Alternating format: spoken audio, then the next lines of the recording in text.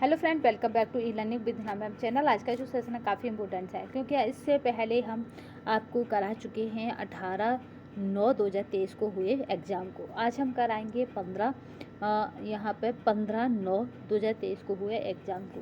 तो यानी यहाँ पे बात कर रहे हैं हम किसकी, तो वो हमारा बिहार का बीपीएससी का, ठीक है, बीपीएससी का यहाँ पे एस्टेट जो अभी चल रही हैं परीक्षाएं। चलिए, तो वहाँ पर साइकोलॉजी के यानी कहेंगे साइकोलॉजी के और आपके टीचिंग एप्टीट्यूड के क्वेश्चन आते हैं, यानी अन्य दक्षताएं करके आते हैं, तो वो सभी कवर हो जाएंगे। उनमें प्रीवियस ईयर को क्वेश्चन को देखना ही हमारा यहाँ पर टारगेट है, क्योंकि कोई भी एग्जाम हो उसके प्रीवियस ईयर क्वेश्चन पेपर में रिपीट होते ही होते हैं। बस उनकी अंतर आता है तो क्वान्टिटी में, यानी कितने आएंगे कितने नहीं, बस इस बार। अधिगम प्राकृतिक क्रिया है तो याद रखिएगा, अधिगम कैसी क्रिया है, तो ये अधिगम प्राकृतिक क्रिया है जीवित प्राणी का, ठीक है। अधिगम प्राकृतिक क्रिया है जीवित प्राणी की, क्योंकि लर्निंग वही कर सकता है जो जीवित हो। लर्निंग कैसी है, जीवन पर्यंत चलने वाली प्रक्रिया है, यानी सशक्त और जीवन पर्यंत चलने वाली प्रक्रिया है। नेक्स्ट क्वेश्चन देखते हैं। अधिगम प्रक्रिया का यहाँ पे है अंतः क्रिया घटक है, तो वो कौन है, तो यहाँ पर राइट आंसर हो जाएगा ये सभी। उच्च स्तर सोच, ध्यान, स्मृति और ये सभी।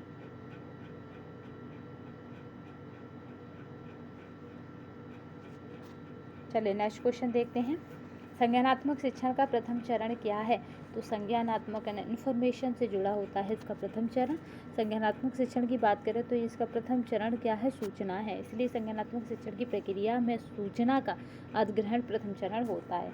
अनुदेशनात्मक उद्देश्य हैं, तो यहाँ पे है उपयुक्त सभी होते हैं, यहाँ पे विशिष्ट, मापन योग्य और क्रिया केंद्रित ये भी शामिल होते हैं। चलिए नेक्स्ट देखते हैं। ये कौन से शिफ्ट का है, तो ये फर्स्ट का है, 10 से 12:30 का, ठीक है। विशिष्ट उद्देश्य में विद्यार्थियों को क्या सीखना है, मापन योगी उद्देश्य में विद्यार्थी की प्रगति को कैसे मापा जा सके, और क्रिया केंद्रित उद्देश्य में उद्देश्य बताता है कि यहाँ पे मतलब शिक्षार्थी क्या करेगा। ब्लूम का यहाँ पे वर्गीकरण की शुरुआत हुई है, तो वो है शिकागो विश्वविद्यालय से। ब्लूम के वर्गीकरण की शुरुआत कहाँ से हुई है, तो शिकागो यूनिवर्सिटी से हुई है। ब्लूम का वर्गीकरण जिसे ब्लूम टेस्टोनॉमी भी कहा जाता है की शुरुआत शिकागो विश्वविद्यालय से हुई है। इसका निर्माण महान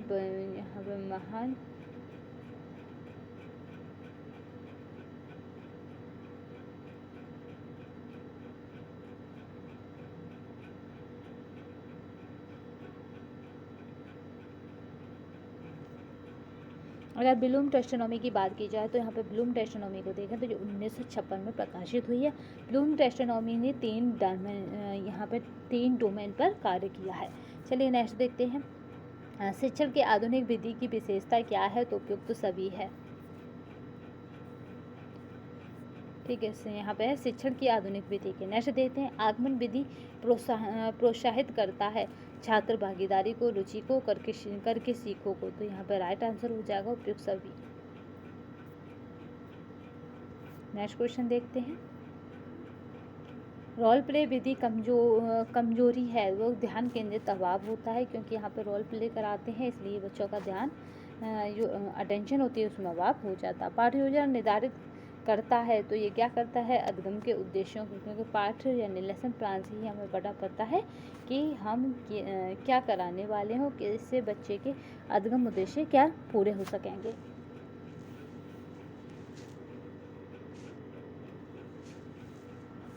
चलिए नेक्स्ट देखते हैं।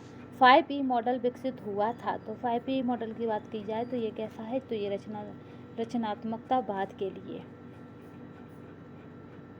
5P मॉडल रचनात्मकता के लिए विकसित किया गया है। यह मॉडल सक्रिय शिक्षा पर आधारित है। इसमें छात्र समस्या को हल करने और नई अवधारणाओं की जांच करने के लिए सहयोग से काम करते हैं। नेक्स्ट देखते हैं। सूक्ष्म शिक्षण का उद्देश्य है, तो यहाँ पर सूक्ष्म शिक्षण का उद्देश्य क्या है, छात्रों के पृष्ठपोषण कौशल का विकास करना, यहाँ पर शिक्षकों में शिक्षण कौशल का विकास करना, छात्रों की क्षमता का विकास करना, और उपयुक्त में से कोई नहीं। तो यहाँ पे सूक्ष्म यानी मैक्रो और मैक्रो 2 टीचिंग होती हैं, तो यहाँ पे सूक्ष्म शिक्षण की बात हो रही है, तो ये क्या करता है, तो याद रखिएगा उसका जो राइट आंसर हो जाएगा वो यहाँ पे आयोग की तरफ से जो माना गया वो क्या है, शिक्षकों में यानी जो ट्रिपल टीचर होते हैं शिक्षकों में शिक्षण कौशल का विकास करता है सूक्ष्म शिक्षक।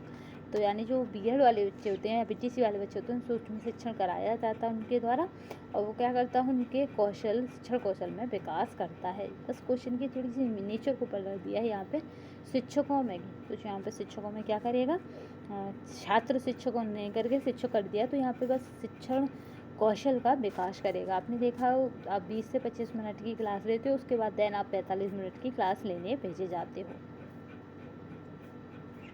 अनुदेशन प्रदान किया जाता है तो कक्षा के अंदर, अनुदेशन प्रदान किया जाता है तो कब, कक्षा के अंदर। अंतःक्रिया विश्लेषण की प्रक्रिया है तो वह ए और बी दोनों, यानी अंकन प्रक्रिया और अंकन यहाँ पे अर्थापन प्रक्रिया। कक्षा स्थापित करना उदाहरण है तो यह कक्षा प्रबंधन का, ठीक है, क्लास मैनेजमेंट का। नेक्स्ट चलते हैं।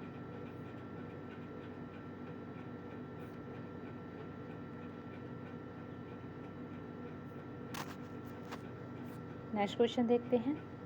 समावेशी कक्षा में एक शिक्षक को चाहिए कि सभी संस्कृतियों को समान एवं महत्व दे, ठीक है। जो भी समान बेसी शिक्षा है उसमें सभी संस्कृतियों को समान और एवं महत्व दिया जाएगा। पाठ्य पुस्तकों का मूल्यांकन निर्भर करता है तो यह उपयुक्त सभी पर, यानी शिक्षा के उद्देश्यों पर, विषय वस्तु की रचना एवं प्रगति पर और अभिन्यास एवं रचना पर।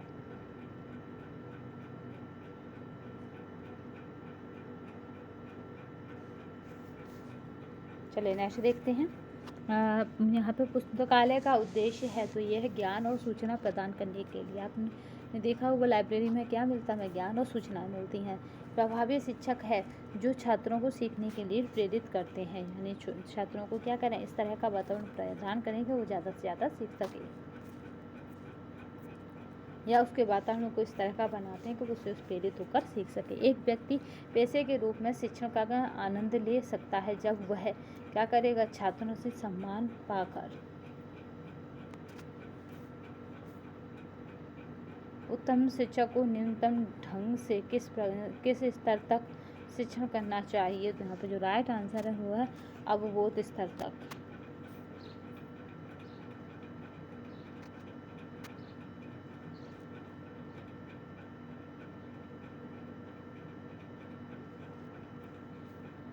नेक्स्ट क्वेश्चन देखते हैं।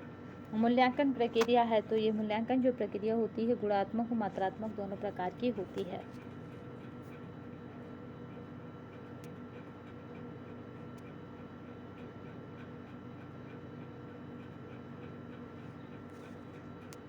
चलिए नेक्स्ट देखते हैं। शिक्षा में मूल्यांकन के त्रिकोण का यहाँ पे भाग है, तो शिक्षा में मूल्यांकन का जो त्रिकोण है उसका भाग पूछा जा रहा है, तो यहाँ पे जो राइट आंसर हो जाएगा उसकी बात करते हैं।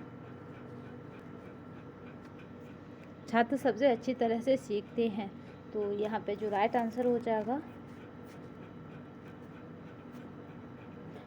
यहाँ पे थे शिक्षा में मूल्यांकन के त्रिकोण का लाभ है, तो त्रिकोण का क्या लाभ है, तो अधिगम अनुभव है। नेक्स्ट देखते हैं। शिक्षा में मूल्यांकन के त्रिकोण में 3 भाग होते हैं, शैक्षिक उद्देश्य, अधिगम अनुभव और मूल्यांकन। याद रखिएगा मूल्यांकन की भूमिका अदा करता है तो वो करते हैं उपयुक्त सभी, शिक्षण में, प्रशिक्षण में और पाठ्यचर्या में।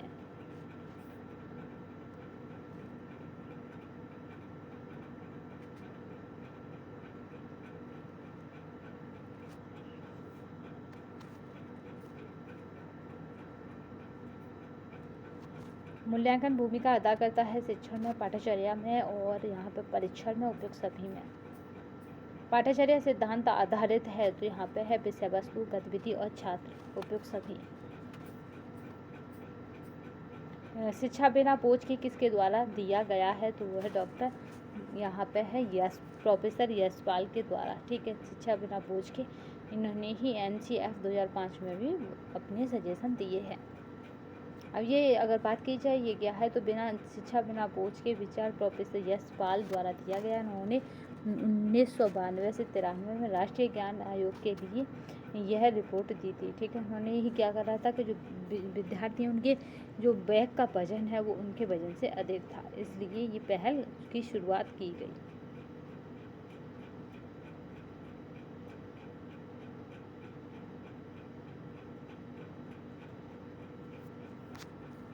ठीक है, इनको एक और नाम से कहते हैं।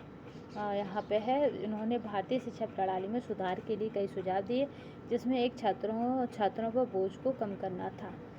एजुकेशन बिना बर्डन के, कुछ इस तरह से था। बच्चों का सामाजिकरण शुरू होता है, सामाजिकरण की बात कर रहे हैं तो वो परिवार से शुरू होगा। अगर यहीं पे पूछा जाता है बच्चे की पहला शिक्षक कौन होता है, तो उसकी माँ होती है। ठीक है, अगर सामाजिक की बात हो रही है, सामाजिकरण की, तो क्या है, परिवार होता है। प्रक्रिया जो बच्चों को सामाजिक रूप से अनुकूल बनाती है या बनाता है, तो वो होता है सामाजिकरण।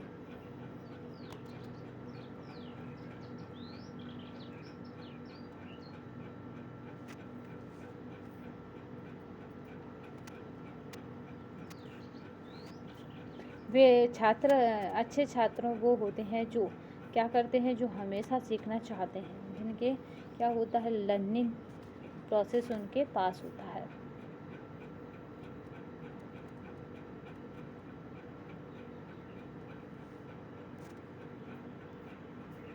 छात्र सबसे अच्छी तरह से सीखते हैं, तो कैसे सीखेंगे, सबसे अच्छी तरह से करके। आपने देखा होगा न्यू एजुकेशन पॉलिसी में क्या था, लर्निंग बाय डूइंग। ऐसे ही एनसीएफ 2005 में भी क्या था, लर्निंग बाय डूइंग। एजुकेशन को कैसे बना, छात्र करके सीखे।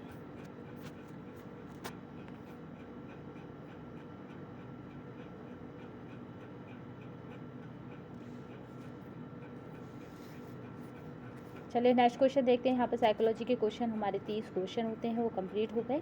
देन इसके बाद है यहाँ पे 30वां क्वेश्चन देखिए, वास्तविक वस्तुओं का शिक्षण सहायक सामग्री के रूप में दिखाना चाहिए। तो यहाँ पे है उपयुक्त सभी, यानी रुचि को प्रोत्साहित करता है, जिज्ञासा बढ़ाने के लिए भागीदारी बढ़ाता है। उपयुक्त सभी यहाँ पे राइट आंसर हो जाएगा। अब 20 क्वेश्चन हमें अपने जीके और जीएस के पार्ट से देखने हैं।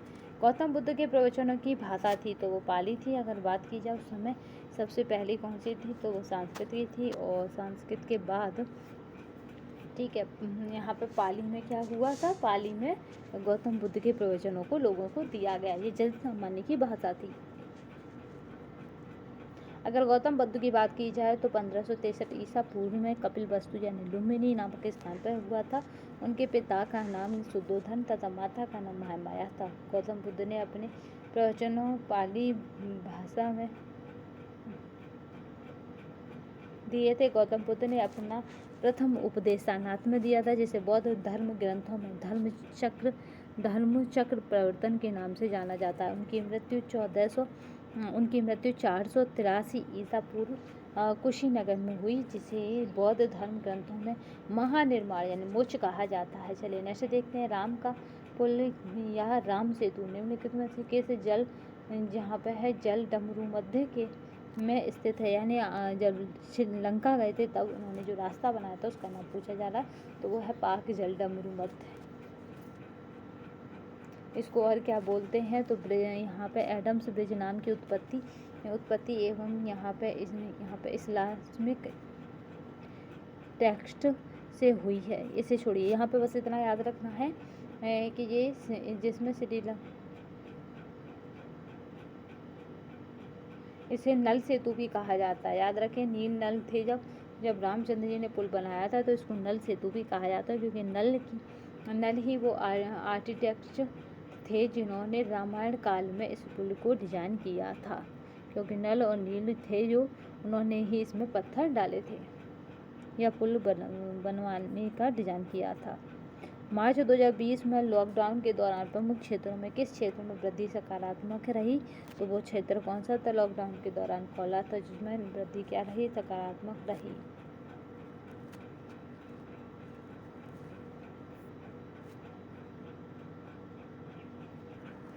चलिए नेक्स्ट क्वेश्चन देखते हैं। निम्नलिखित में से किस वर्ष में बिहार और उड़ीसा बंगाल से अलग हो गए थे, तो वो वर्ष था, याद रखिएगा, तो यहाँ पे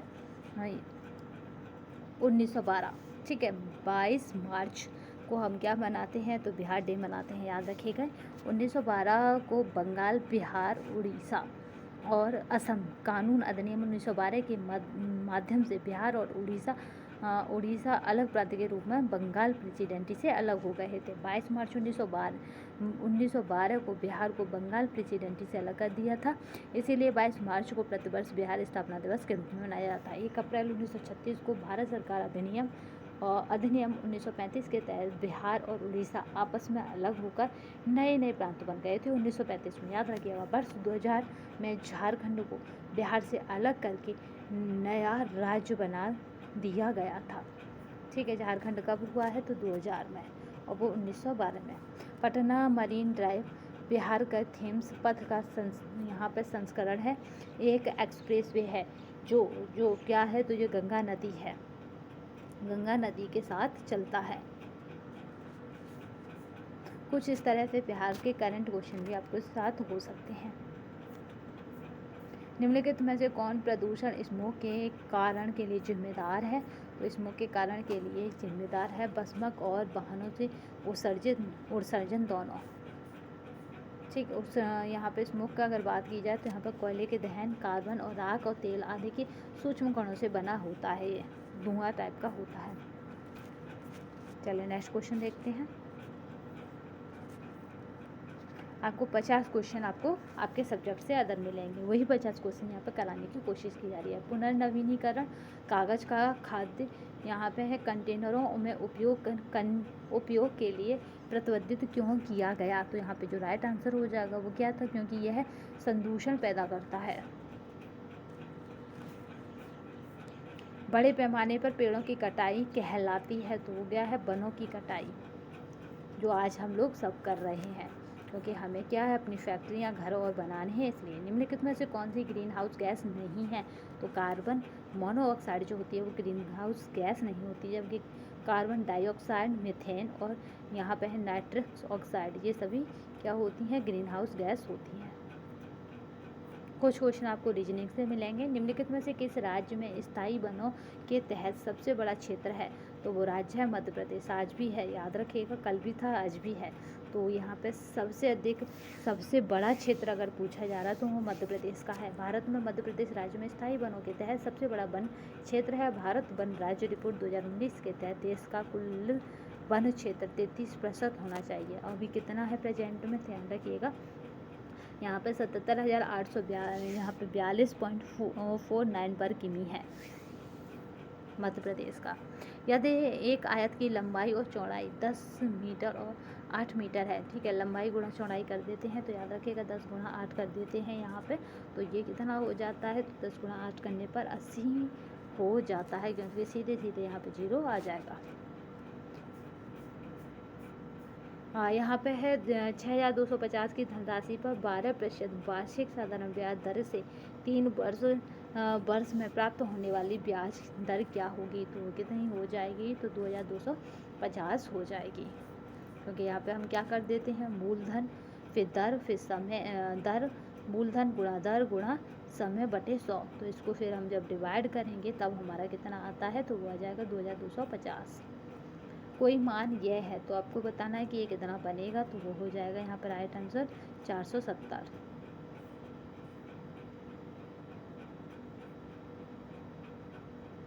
ठीक है, इस तरह पहले कोष्ठक को तोड़ेंगे, फिर कोष्ठक के बाद जो निकलेगी संख्या उसको तोड़ देंगे। 0 हट जाता है और 0 पीछे आ जाता है।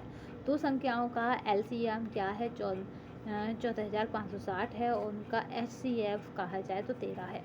अगर इनमें से एक संख्या क्या है 416 है तो दूसरी कौन सी हो जाएगी? तो यहाँ पे जो राइट आंसर हो जाएगा उसको हम देख लेते हैं कि किस तरह से निकालना है। तो यहाँ पे 2 संख्याएं बताई गई हैं, पहले इस तरह x का मान रख के भी निकाल सकते हैं। अगर बात की जाए यहाँ पे LCM कितना है तो 14,560 है, और HCF की बात की जाए तो 13 है। तो चलिए यहाँ पे देख लेते हैं दूसरी संख्या क्या होगी। तो जिस तरह से यहाँ पे इसको रखते हैं और x का मान ढूंढते हैं तो हमारी दूसरी संख्या जो हो जाएगी वो 455 हो जाती है। चलिए नेक्स्ट देखते हैं। यदि आदमी की छाया की लंबाई आदमी की ऊंचाई की, ठीक है, एक यहाँ पे 1 गुना सूर्य उन्नयन कोण क्या होगा? तो यहाँ पे जो सूर्य का उसके ऊपर पड़ने वाले कोण का पूछा गया है, तो यहाँ पे 60 अंश होगा। अगर आपको मैथ के क्वेश्चन लगेगा नहीं हो रहे तो नेगेटिव मार्किंग नहीं है, तो आपको पॉसिबल लगेगा हाँ ये हो सकता है, आप करके आइए। रीजनिंग बहुत ईजी सी आएगी। देखिए सेना में कौन होते हैं, तो सैनिक होते हैं, तो स्कूल में कौन हो जाएंगे, तो विद्यार्थी हो जाएंगे। ठीक है, अगर सेना में यहाँ पे कर्नल होता तब स्कूल में यहाँ पे अध्यापक हो जाता। चलिए नेक्स्ट क्वेश्चन देखते हैं। वह शब्द चुनें जो समूह के अन्य शब्दों में सबसे अलग, सबसे कम मिलता जुलता हो, यानी सबसे अलग हो। ठीक है, तो यहाँ पे पीतल, काश और यहाँ पे डूरालू, मैंने ये सभी क्या है मिलते जुलते हैं, बट यहाँ पे जर्मेनिया ये आपका मिलता जुलता नहीं है, क्योंकि ये क्या है, ये एक धातु है। नोनाम 81 होता है, उठ 64 होता है, तो ये क्या करा रहा है, सीधे सीधे यहाँ पे आपका वर्ग कर रहा है। तो 12 का कितना होता है, तो 144 होता है, याद रखिएगा। कुछ इस तरह से आपको इसको सॉल्व करना है। ठीक है, 9 का गुणा 9 से करेंगे तो 81, 8 का गुणा 8 से करेंगे तो 64, 12 का गुणा 12 से करेंगे तो 144। यहाँ पे एक निश्चित कोड में कोई बात कही जा रही है। अगर हम पेजेस को इस तरह कहते हैं, राइट को इस तरह लिखते हैं, तो उसी प्रकार से पूछा जा रहा है कि अदर को क्या लिखेंगे, तो यहाँ पे बहुत अच्छे से सॉल्व करा गया है। देखिए श्रृंखला एक बन जाती है जब इस तरह के क्वेश्चन आते हैं, तो 2 3 2 3 2 इस तरह की श्रृंखला, 2 3 2 3 2, तो इस तरह की श्रृंखला बनी है। तो यहाँ पे अदर में भी वही श्रृंखला बनेगी, यानी 2 3 2। क्या ओ के बाद जाएंगे तो यहाँ पे क्यू आ जाएगा, टी के बाद 3 कब जाएंगे तो यहाँ पे TUVW हो जाता है, और एच के बाद 2 पे जाएंगे तो जे हो जाता है, और यहाँ पे 3 जाएंगे तो एच हो जाता है, और आर के बाद 2 जाएंगे तो यहाँ पर टी हो जाता है। चलिए देखिए, कुसुमा रवि की पत्नी है, गोविंद और प्रभु भाई है, यानी ये तो इसकी पत्नी है कुसुमा रवि की, और ये गोविंद और यहाँ पे प्रभु क्या है, भाई भाई हैं। गोविंद क्या है, रवि का भाई है, तो यानी तीनों ही ये कौन हो गए, ये मेल हो गए, और तीनों ही आपस में एक दूसरे के ब्रदर हो गए, तो रवि का भाई है। तो यहाँ पर पूछा जा रहा है प्रभु कुसुमा की, तो यहाँ पे जो प्रभु है ये किसका भाई है, ये गोविंद का भी भाई है। जो प्रभु है ये गोविंद का भी भाई है, और इधर रवि का भी भाई है। तो रवि की जो पत्नी होगी वो क्या हो जाएगी, इसकी भाभी हो जाएगी, और प्रभु क्या हो जाएगा, देवर हो जाएगा। तो ये कौन हो जाएगा, तो फादर यहाँ पे ब्रदर इन लॉ हो जाएगा। ठीक है, क्योंकि फादर इन लॉ का बेटा है, तो ये कौन हो जाएगा, यहाँ पे ब्रदर इन लॉ हो जाएगा। इस तरह से इस डायग्राम में से समझ सकते हैं। चलिए नेक्स्ट देखते हैं। यहाँ पे क्या है, हमने 15 क्वेश्चनों की श्रृंखला कंप्लीट कर ली है। ये पेपर हमारा 2023 का था। देन आने वाले नेक्स्ट वीडियो में हम क्या करेंगे, 2022 के एग्जाम पेपरों को देखेंगे। तो आज की श्रृंखला में बस इतना ही। नेक्स्ट सेशन में फिर मिलेंगे, तब तक के लिए धन्यवाद। वंदे मातरम, जय हिंद। देखिए ये यहाँ का पहली शिफ्ट का था, और 15/9/2023 का ये एग्ज़ाम था। तो आने वाली जो श्रृंखला उसमें हम 2022 के एग्जामों को देखेंगे। तो आज के लिए बस इतना ही। नेक्स्ट सेशन में फिर मिलेंगे, तब तक के लिए धन्यवाद। वंदे मातरम, जय हिंद।